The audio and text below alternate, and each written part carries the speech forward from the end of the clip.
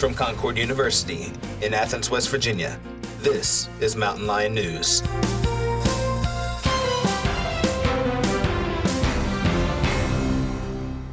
Hello and welcome to Mountain Lion News. I'm Kiana Johnson. And I'm Leah Gilpin. There were a few exciting events that took place on campus earlier this week. One of them was Stunt Army. A freestyle sport bike riding exhibition came to Concord and put on a great show. Members of the Athens community, as well as Concord students, came out to watch an unbelievable show.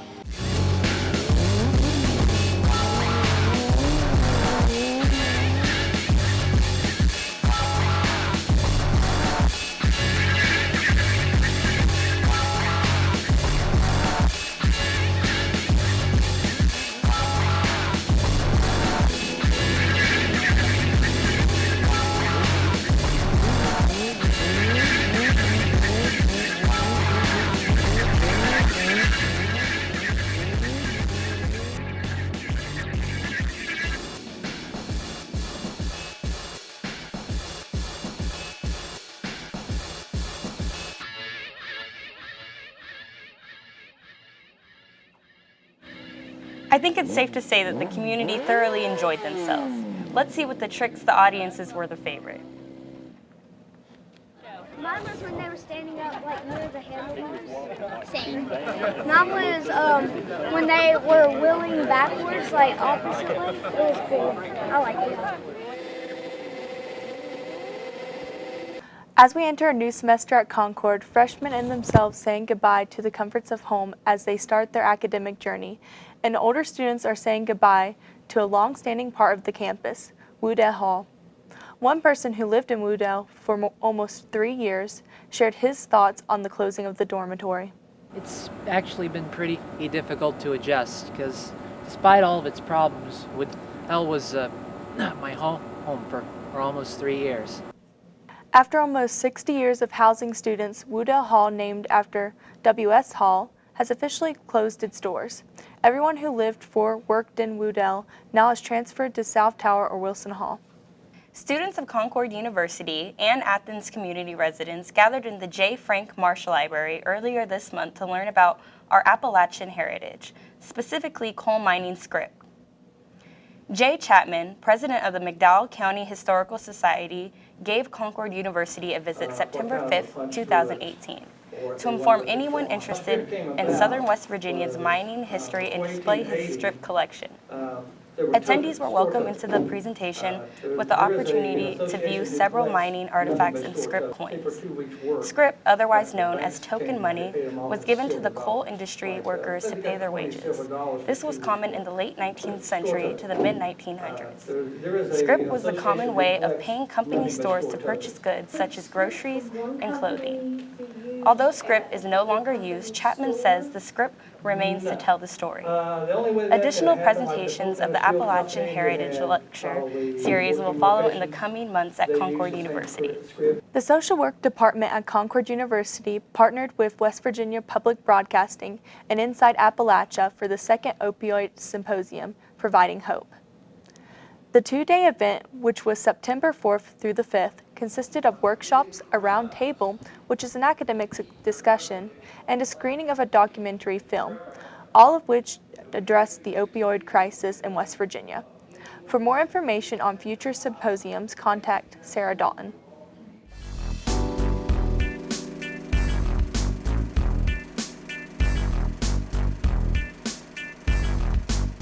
When it comes to what's new at the cinema, we turn to MLN's in-house movie critic, Cameron White. Cameron? Thanks, Leah. Hello, and welcome to Roles That Move the Soul. Today, I will be reviewing the new shark-based blockbuster, The Meg. The Meg is directed by John Turteltaub. It stars Jason Statham as Jonas Taylor, who's a deep-sea rescue diver sent to save a group of divers at the bottom of the Pacific, unintentionally releasing large prehistoric sharks. The movie also stars Ruby Rose, Lee Bingbing, and most importantly, in my opinion, Rainn Wilson of The Office fame. Wilson is clearly only in the movie for a paycheck, as is the rest of the cast, but his true indifference to what is going on makes him the best part of the movie. The underwater threats are almost constantly a nuisance, but fail to make a memorable impact. This movie feels like it wanted to be Jaws meets Independence Day, but fails to have the bite of the former or the corny but compelling action of the latter. For a movie that should easily swim, if not at least float, this one truly is a sinker. The Campus Beautiful was treated to a special screening of alumnus John Hale's The Conduit, a short film that has been making waves across the independent film scene. The film pays homage to 80s and 90s sci-fi creature horror films as the main character, Andrew, finds a way to open another dimension to another world where demonic and evil creatures exist while he is asleep. He must now stay up to encounter these creatures and figure out what is causing them to appear. Andrew focuses on not telling his girlfriend Ashley about the occurrences and is distancing himself from her, as she questions what is going on with Andrew. Hale said some of the inspirations for the film were Jaws, The Gate, and Fright Night. On top of his successful premiere, Hale is also celebrating his regional eminence for his work on the children's show Abracadabra. That's all for now. This has been Roles That Move the Soul. I'll be back with another review in 2 weeks. Reporting from MLN in the studio, I'm Cameron White.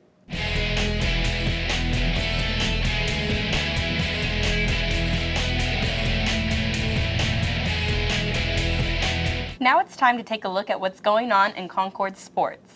Joining us in the studio is MLN sports correspondent Riley Griffith.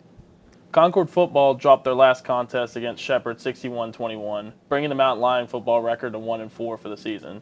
Coach Price will look to get a win in Concord's homecoming game against Glenville this Saturday. Volleyball downed UVA-Wise in 3 sets this past week and will follow that up by taking on Urbana and Notre Dame on the 4th and 5th respectively. Cross country hosts the Concord alumni meet this Friday at Pipestem.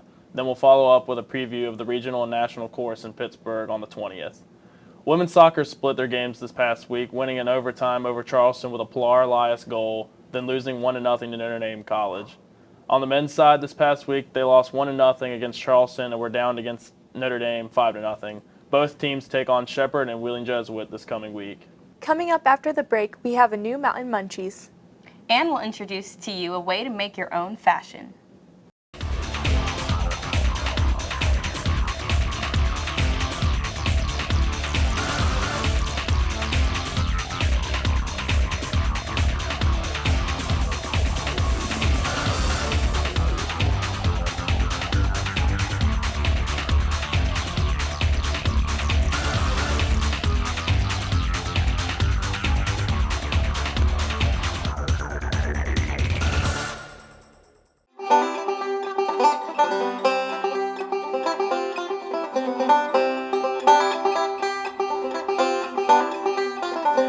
Welcome to another episode of Mountain Munchies. I'm Babe Murphy, and on this episode we'll be taking a look at a brewery located downtown Princeton, and its owner is a hometown hero and a Concord graduate. The Sophisticated Hound is a brewery/tavern where you can enjoy home-style crafts in several different unique flavors, so many that it will be hard for you to actually find one you didn't like. The Racer 8 American Stout is one of the most popular on the menu, and not just because it's named after Matt's champion dog racer. This precious pup was rescued by Matt, and with love and careful detail, he turned Denouncer into a Racer 8, racing at Alabama and Florida, before making it back home to West Virginia. This is when his friends and family told him he should go public with his beer and start a brewery. His love for crafting could only be honed in his hometown. That's why it was important for him to open a brewery here in Princeton. He says the people need a place like the Sophisticated Hound to be able to unwind and enjoy a cold one with the friends and family. At first starting with the 5-gallon system in his basement, but he had a bigger picture in mind. With hard work and dedication, Matt said let the good times roll, or brew in this case, now making over 2,000 gallons of homemade beer a week in which he distributes to the entire state of West Virginia. Along with all the beer you can drink and great food to indulge in, every Saturday the Sophisticated Hound offers live music. So for all the music lovers, this is a great chance to experience a local band and free performances. So roll over to check out what Mountain Lion News has sniffed out for you. I'm Babe Murphy. Back to you, ladies. Now here with her new segment on creating your look is MLN's fashion correspondent, Jasmine Hubbard.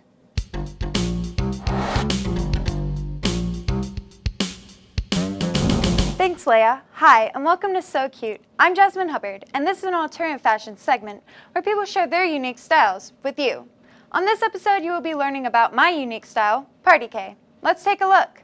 If someone were to ask me what my style was, I would describe it to them by saying it's like dressing like a birthday party every day. Basically what that means is pastels, lots of pink, maybe some balloon enamel pens, those kind of things. It all really started back in the 10th grade when I was first introduced to alternative Japanese fashion by my sister Abigail.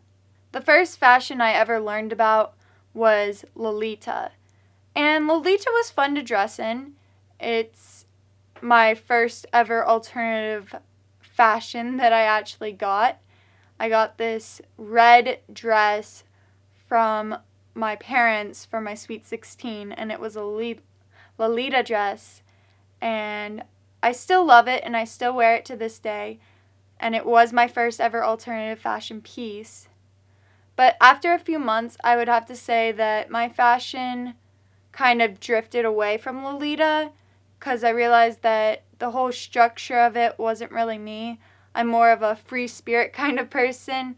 I don't really like structure as much as I like, going out and doing what I want. So in the 10th grade, I also discovered this YouTuber. Her name's Pixie Locks, and she's the real reason why I am able to be so true to myself. I mean, I've always been pretty bold in my style choices. I've always not really cared about what others thought about me, but going into a place like high school and dressing any old way just didn't always get the exact reaction I was hoping for. So being able to watch her videos and truly be comfortable in the fashion that I wore was something that I actually loved.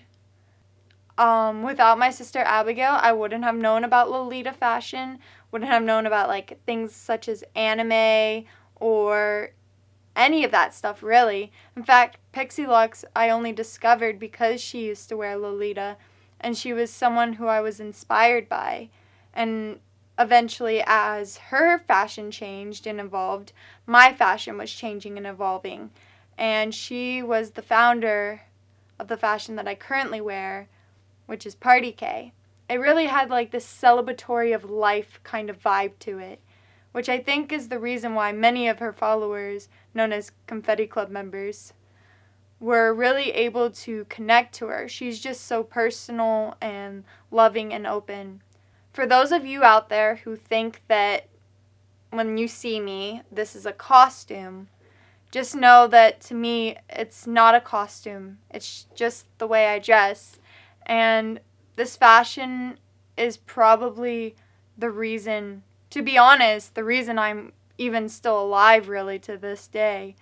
Being able to just dress authentically me meant the world to me. Next on So Cute, meet Samantha Texahiri, one of the sweetest goths you'll ever know, as she takes us through what her fashion means to her. Thanks for watching. For more videos, check out my YouTube channel at LadyJay872 or Lady J's Short Films. And remember, stay so cute, lovelies. Now back to you. That's all we have time for on this week's MLN News. I'm Kiana Johnson. And I'm Leah Gilpin. We'll see you in 2 weeks.